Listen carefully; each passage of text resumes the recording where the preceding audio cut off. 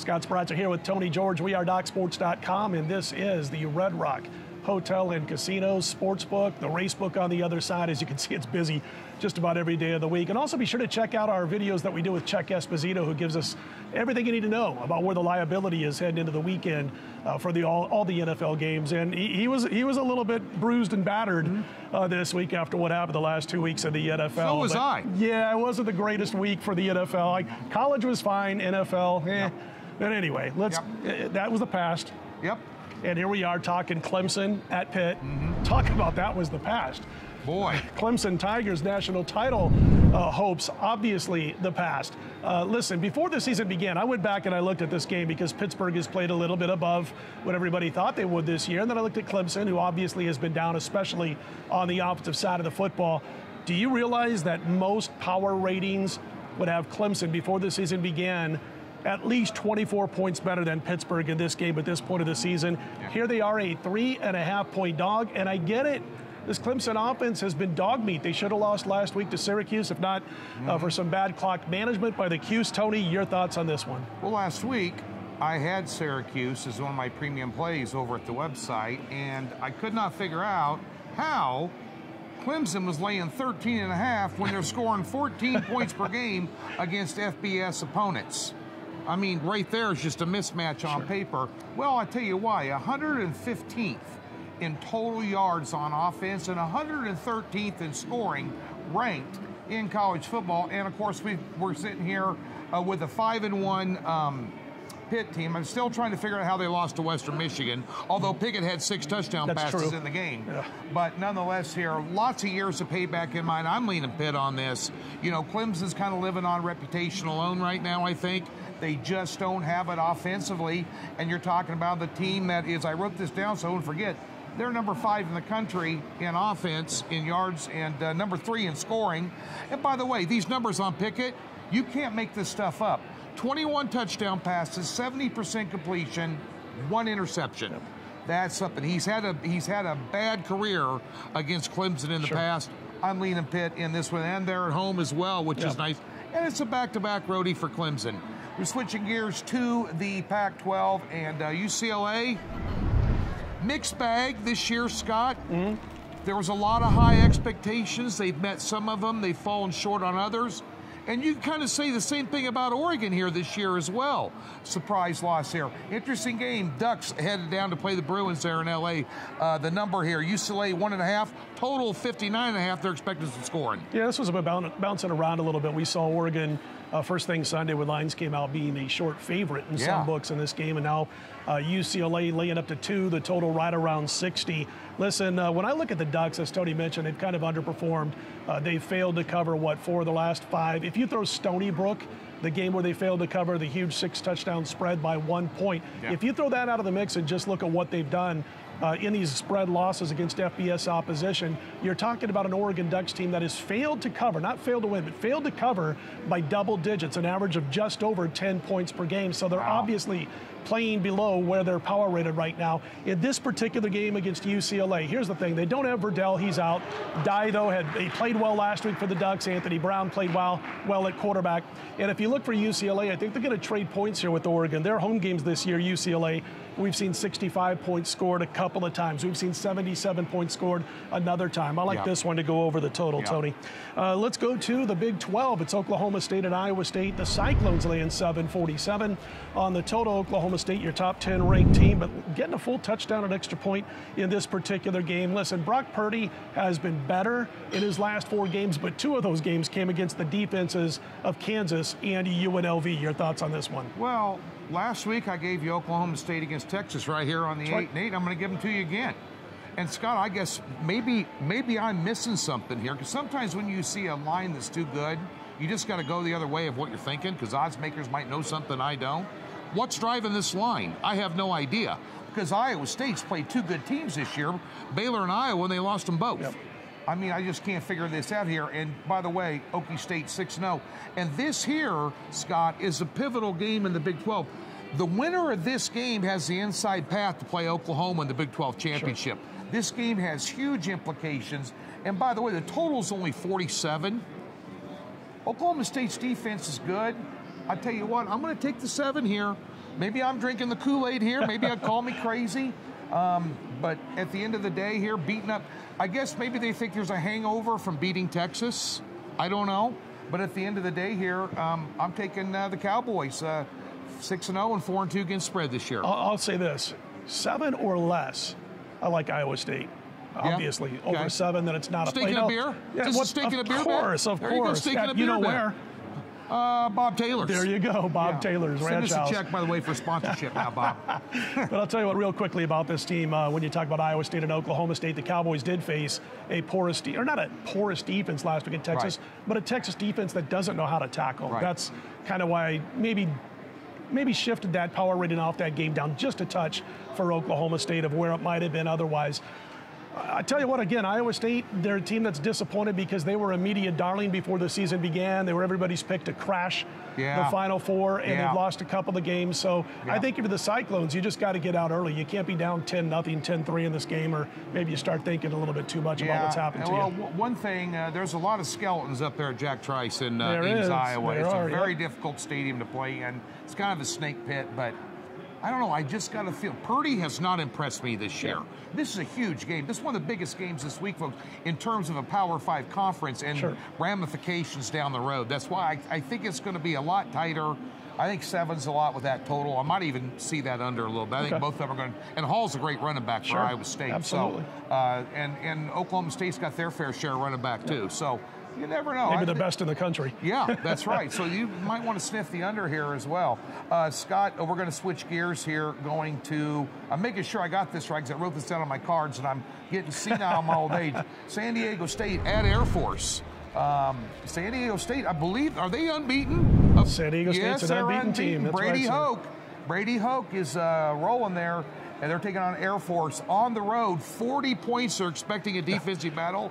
Who wouldn't? I mean, they couldn't even break 20 against San Jose last week. But at the end of the day here, Air Force 3.5-point home favorite here. Can they stop the triple option? Well, I'll say this much. They know enough about it after being in the same conference all these years. But inefficiency in the passing game is what bothers me about San Diego State. They're not quite Iowa, who is extremely overrated. San Diego State might be slightly overrated in this game.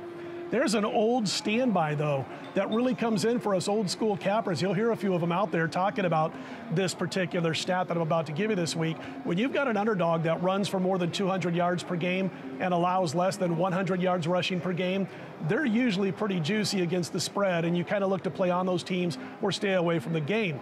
Well, both of these teams do that. In fact, Air Force has the #1 rushing game in the entire country, but I think San Diego State getting the 3.5, they're getting more than a field goal as we talk about this game, is the way to go in this one. As far as that total sitting at 40, I thought about it before they hung the total on it on Sunday, and I'm sitting there thinking this looks like a kind of game where you get maybe a San Diego State, if they win, a 24-17 type of game. There might be a breakaway touchdown in there that pushes that game over the total, so I have to hold off from the under on that one, Tony. You're not going to have many pick sixes against Air Force. You're not going to get a lot of chances, maybe 3 or 4 per game, tops.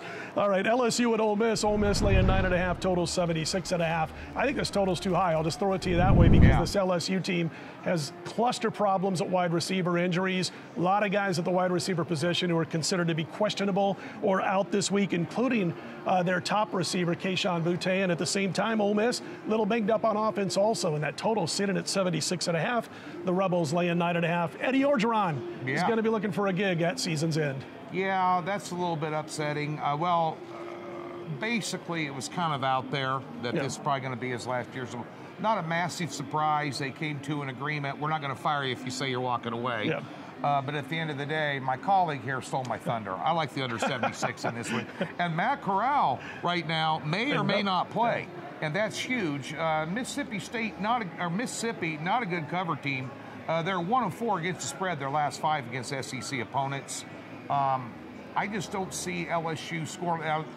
You would think it would go over based on what you saw last week against Florida, but Florida can't stop Grandma at Costco, the shopping cart right now, defensively. But I think this is going to be a tightly... I got to write that down. Yeah, but I think it's going to be a tightly contested ball game. I think 9.5 probably a little bit too many here, especially you got to check the status of Ole Miss's quarterback here come Saturday. We're taping this on Wednesday, but right now he's listed as doubtful. And if he's doubtful, this is a Heisman Trophy candidate, guys. One of the best quarterbacks in the country. So I guess we'll find out But I do like the under here a little bit. I think it's going to be a kind of a tight ball game. Let's switch gears to the NFL.